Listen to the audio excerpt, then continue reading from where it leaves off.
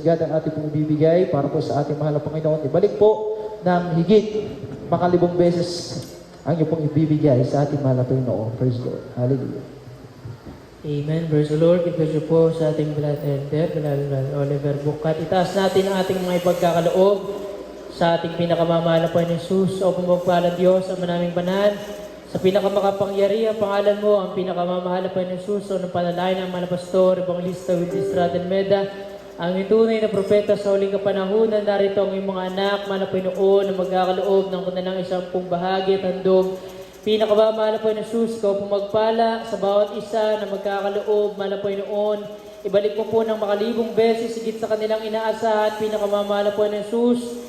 Hallelujah. At sa mga kapatiran, mahal na Panginoon na nais magkaloob, ngunit walang may pagkaloob, ikaw po ang magpala sa kanila.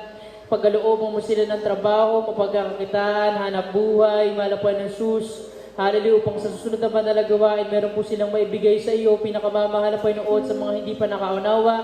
Ikaw po magturo sa kanila, mahal na Panginoon, kung paano magtapat sa dako ng ito ng pagbibigay.